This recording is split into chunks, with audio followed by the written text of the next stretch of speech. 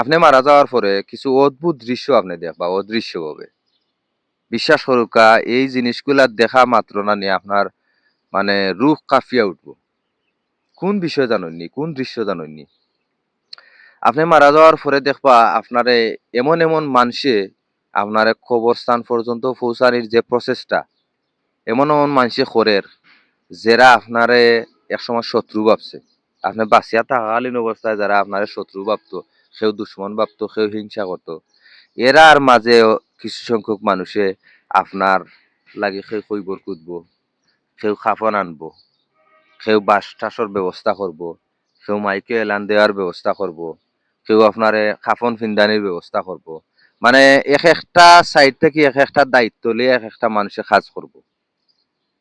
কিন্তু অথচ দুনিয়ায় থাকালীন অবস্থায় আপনারা এরাও আপনারে ঘৃণা করতো, হিংসা করতো, নিন্দা করতো, বা আপনি তারারে ঘৃণা করতা, হিংসা করতা, নিন্দা করতা।